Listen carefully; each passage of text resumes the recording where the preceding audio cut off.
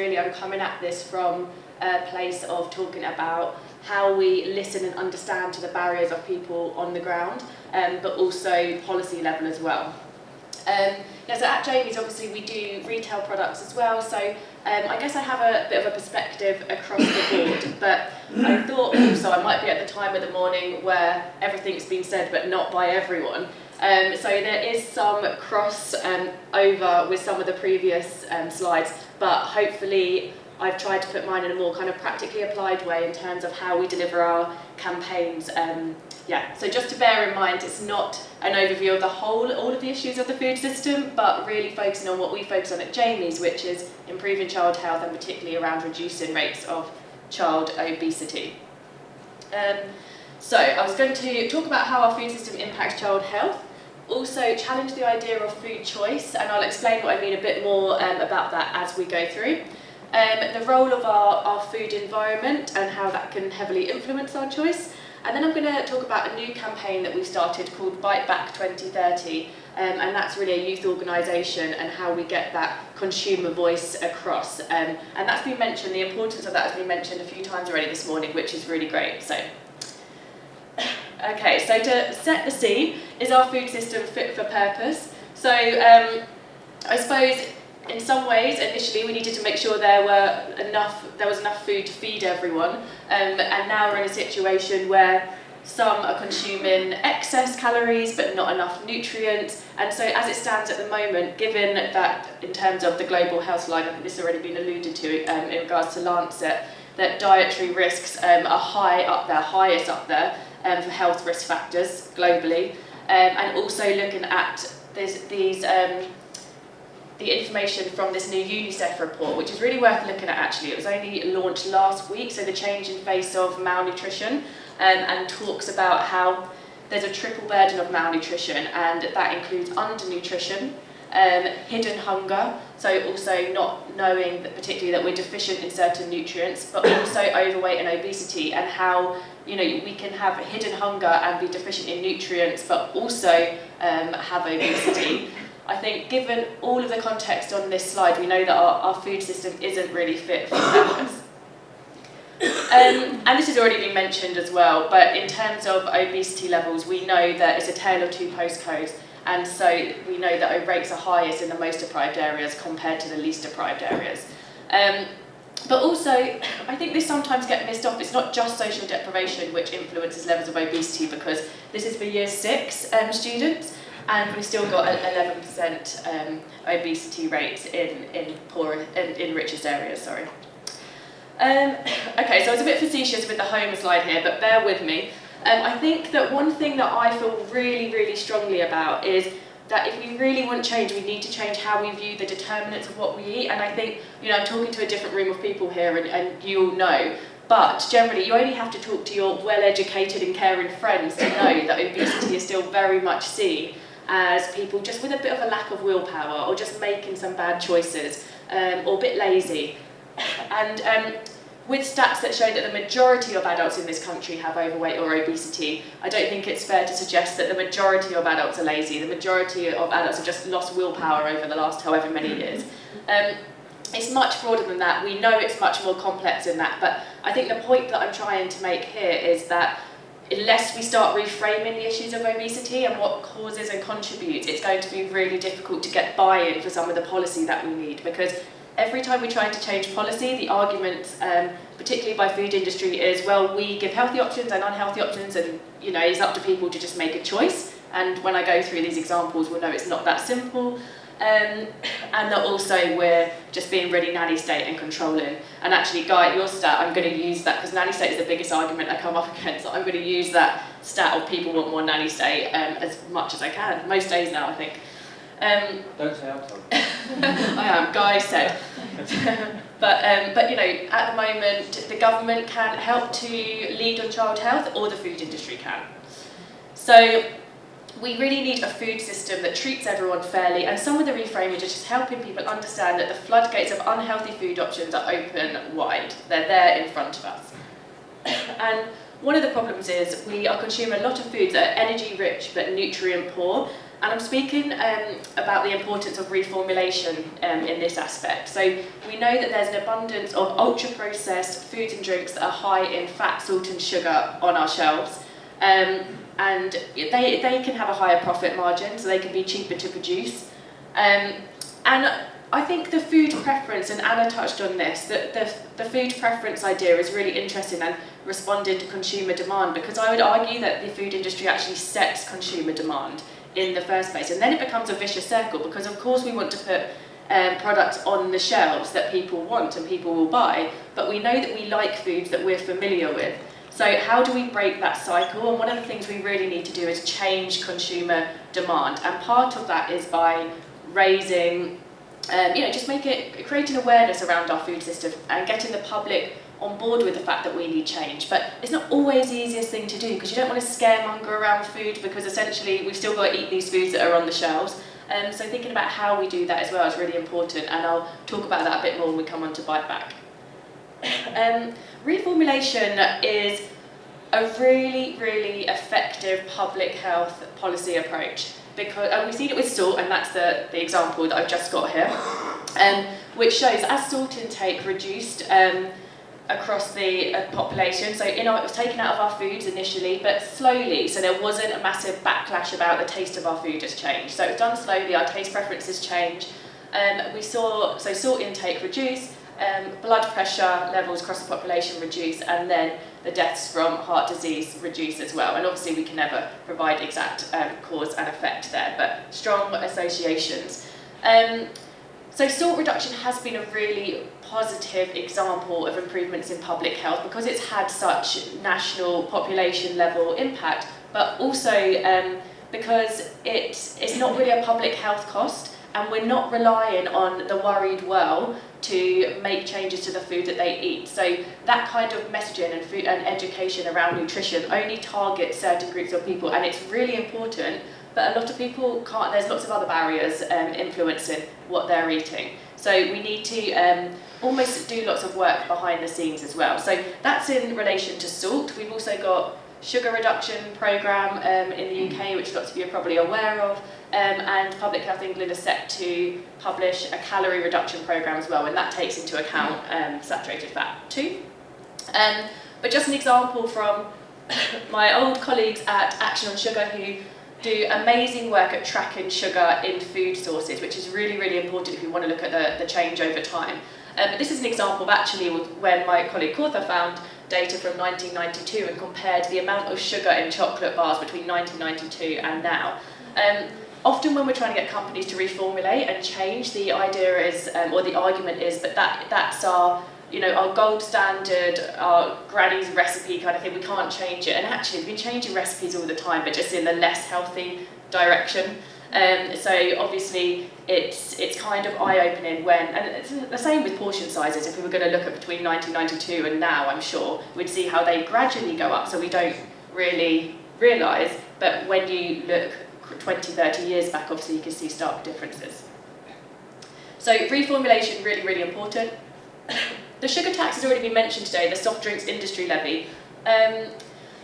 I just wanted to use it as a good example, because one of the things we really need to ensure here is, in terms of kind of policy calls, and if we really want to change the food environment, is we need to create a change that is good for business and good for health. And that isn't easy. So anyone want to do a research call to come to the answer of that question, I would be really, really happy. Because we know that the cheaper foods are often the less healthy foods, but with the sugar tax, which I'm framing it here as mandatory reformulation, because you always get that regressive argument, and does it hit the poorest the hardest? But essentially how it is designed is to incentivise manufacturers to reduce the amount of sugar in their products below 5%. And we know that obviously that incentive then, that it is the tax on the manufacturer, they have to pay it if they don't reduce the sugar. Of course, there's two really big companies I can think of that have not reduced the sugar, and so they're passing that cost on to consumer. And taxes do work successfully like that, and they have been shown to in other countries, Mexico for example, where the cost of the sugary drink is higher, and that nudges behaviour. So that isn't kind of out of the question, and I do think that potentially if we start talking about taxes for other and fiscal incentives for other products like confectionery, where it's 90% sugar because it's sweet, that might have to be more of an approach than taxing the company for reformulation. And I don't know, that's just my thought at this point. But what I kind of wanted to say here was, between 2015 and 2018, we know that sugar in drinks has been reduced by 23%. This compares, by the way, to a 2.9%, so 10 times the sugar reduction in drinks than food. And that's partly because it's easier to take sugar out of drinks than it is food, because it doesn't contribute to the weight and you don't have to replace it with anything. But if you do want to maintain the taste, then you've got artificial sweetness. And so it's much harder to take sugar out of food, but it is possible. And the main difference here is the fact that this is mandatory legislation, essentially, where there's a penalty of a tax if manufacturers don't do it, whereas in food they don't have that same incentive. So we've seen a very stark difference there. Which highlights the role for policy. But in terms of good business and good health, the sales of soft drinks have actually increased. I don't know if that's an amazing thing, but I guess my point is that even though the sales have increased, the amount of sugar has reduced, purchase has reduced, because the sales have shifted, and that's what the pie charts at the bottom show. The sales have shifted to the low sugar drinks because part of the sugar tax campaign created awareness. But also there's less sugar overall in the product, so even if we are still buying them, there's less sugar. So businesses haven't lost out here, is my really long-winded way of making that point. What's in your food? So we're not, it's interesting really, I think, because we should be really aware of what's in the food that we're eating, and definitely entitled to knowing what's in the food we're eating. But we're not, and more so, obviously it's legislation, we have to contain that information in pre-packaged food in supermarkets, but eating out has really slipped through the net there. So one of the main challenges here, I think, is small businesses, lots of independence, and have a nutrition resource. And I think initially, because there's campaigns going on and government consultations out at the moment, which highlights the need for calorie menu labelling and that information to be available. So we don't know the outcome of that yet, but one of the problems here is it is an additional cost for small businesses, and how can they cope? So maybe they need government support, maybe tax relief for companies given healthier products. There's all of those ideas as well. But I think ultimately there are two things here that would really help. First of all, it might nudge consumer behaviour. There's very early research in terms of the eating out environment. We eat out a lot more than we used to, so we can't, just this idea that's just a treat all the time. It's not necessarily for lots of families. So it might nudge healthier behaviours, but then again, only to the people that potentially don't need as much help. But the main crux of it here, and for mandatory colour coding on front of pack, because great companies do it, not everyone does it, is the fact that it will incentivise the reformulation. So all of a sudden, if companies had to be really clear about everything that was in their food, and they had red across the front of a pack, or the amount of calories on a menu, then that might nudge that reformulation aspect, because they wouldn't want to expose those high levels of fat, sugar, salt, whatever it is. And there was a study out actually just last week, I think, that showed that the companies that had the calories on the menus were selling healthier foods as well. So that's under government consultation, so potentially something that it seems like a bit of an indirect way to reformulation, but is an idea that can help. Marketing and food choice. Okay, so Jamie's done a lot of campaigning around this element. I don't know if any of these stats will particularly surprise you, maybe they will, but only about 1% of advertising is for fruit and vegetables. One example that actually did surprise me, Domino's saw a 25% increase in sales when that advert was broadcast during the X Factor final. A study by Obesity Health Alliance, a report published earlier this week, also showed that ads shown during Britain's Got Talent, a quarter of them were for the high-fat sugar salt products. the reason why I'm highlighting this is because this is the big loophole in advertising at the moment. If you speak to Advertising Standards Association, they'll tell you that there is less exposure now to these foods to kids in adverts, but that obesity rates haven't gone down. But that's not actually really true, because the adverts have just shifted from TV to online platforms and basically everywhere else that you go. Bus stops, you name it, it's there. Bus stops outside unis, schools, that's where you'll see the McDonald's £1 burger ads. And I guess I've had a lot of interviews with kind of advertising bodies as well, and the best line I got was that, well, advertising doesn't really work. I thought, you're doing yourself a bit of a disservice there, because you're really good at marketing and you spend a lot of money for something that doesn't work. So even by their spend, we know that this stuff works and drives consumption. It normalises food and it shapes taste preferences as well. It's what we're campaigning for at the moment is a 9 PM watershed, because we know that will reduce the exposure to children.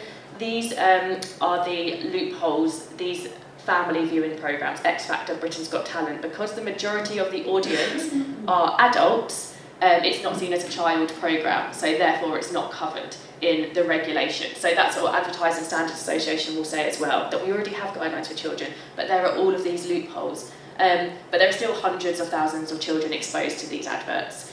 So it will be a 9 PM watershed on TV, but also similar across online as well, because we know that YouTube, that's a huge area now for kids being exposed to adverts.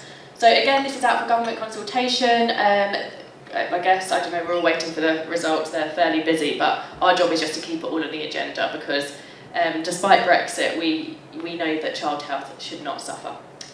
And a poor deal for health. So this is really about price promotions, and something we've campaigned on as well, but we have to be really careful, because the way to campaign for price promotions and discounts on less healthy food, people like a deal. We're talking about the link between social deprivation and health.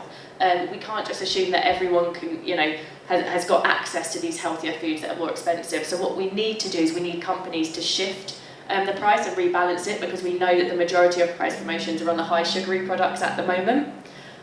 So just a couple of stats. People who buy more of their food on promotion buy more high fat, sugar, salt products and fewer fruits and veg. That's from Cancer Research. 83% of shoppers reported being pestered by their children for unplanned sweets and confectionery at checkouts. This is where the lived experience stuff comes in and is really, really important, because for all the will in the world, if you're a really busy parent and you've been to work and you've picked up your child and maybe they are a bit hungry after school and you're running around the supermarket and you've got a million different things to do, and child's having a meltdown because their favourite sugary treat with their favourite character is right at their eye level, we're telling people, you just make a healthy choice, you resist that. When our choices are all the time being really heavily influenced. I think that's the narrative that needs to change, because it's just not fair. So I loved the Sainsbury's examples as well of the nudging to healthier behaviours and thinking about shop layout as well as the price promotions. But we really need to rebalance the price promotions, because at the moment we think we're getting a deal, not a good deal for health, and we tend to buy more, eat more, spend more and waste more. So we're not really buying a buy one get one free and making that spread out over 2 weeks, we're just having twice as much. And unhealthy high streets as well. So this is really about the role of local authorities and planning strategies. So it's not just kind of top down, but also what can we do locally. This graph here, probably not that clear from where you guys can see it, but just wanted to highlight the relationship between the density of fast food takeaway outlets and deprivation. So we know that the greater number of unhealthy food outlets in a neighbourhood links to greater rates of obesity, 5 times more fast food outlets in some of the most deprived areas. And these are people that, not just money poor, but time poor as well. So there's a huge drive for these products. The number of fast food shops increased by 8% over the last kind of 3 years. That's quite a lot over 3 years. We started to see now the Mayor of London committed to reducing or restricting these kind of outlets within, I think it's a 400-metre radius of schools. So that's where local authorities can kind of really play a role as well. And this is just a highlight. I've just given you a bit of a taster here. It kind of summarises a lot of these points, but this is our document at Jamie's, our most current manifesto. You can find it on our website. It's actually much longer than this, but these are our 6 key priority areas that we've campaigned around at the moment, which is the marketing restrictions, clear and consistent food labelling, with the idea of reformulation as well. I should say the marketing restrictions, actually, that's one of the main draws of that as well, is it's another really important way to encourage reformulation, because I've worked as part of some consultancy work with the TfL ad ban, so under the Mayor of London, and the amount of companies now that are hiring even nutritionists to do analysis to see if their stuff can be advertised still, and when they can't, you offer, do you want me to suggest some tweaks to make, be able to advertise, and they do, they really all do. So I've seen firsthand the impact of what these advertising restrictions have on reformulation, which is great.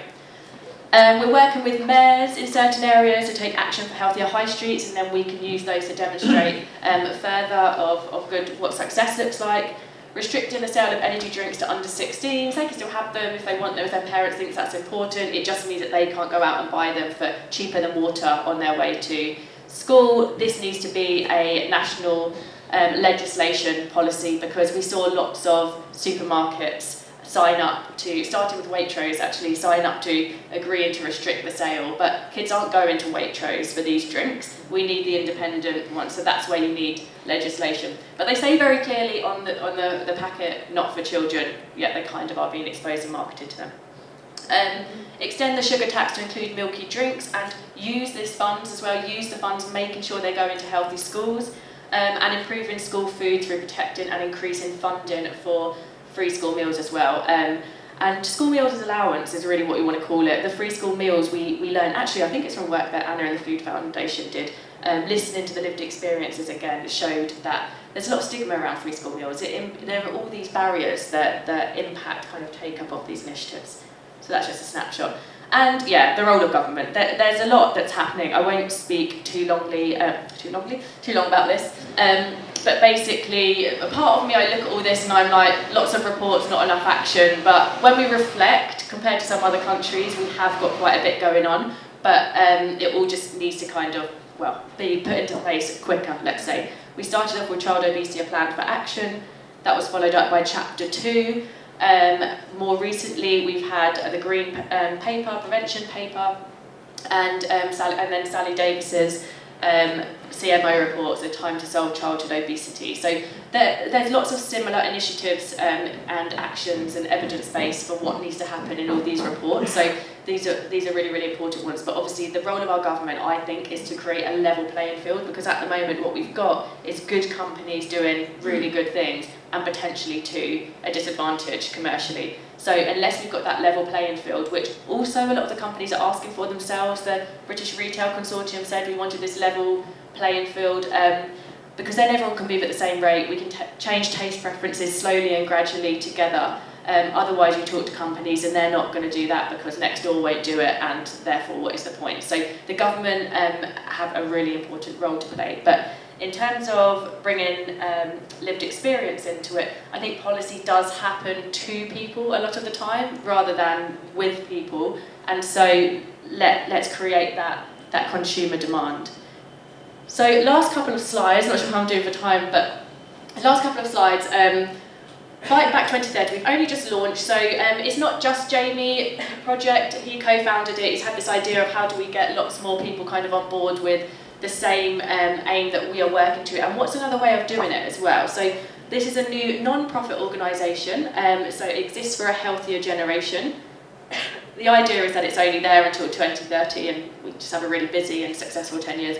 But to achieve a world where all young people have the opportunity to be healthy no matter where they live, we are for young people who want to know the truth about how the food system is designed, how we can redesign it to put their health first and build a powerful alliance that will help make redesign a reality. So, this is kind of what I referred to before. We need to kind of shout about some of these issues, but you have to be careful how you shout about it, because as much as Greta with environmental and climate change, I'm very aware that this is people shouting about their health and their bodies, and that is different. So the idea here is really we're exposing and getting people to think more about the industry tactics. So it's not really the food that we're angry at, it's not obesity that we're angry at, angry at the tactics that are shaping our health and having such a big influence.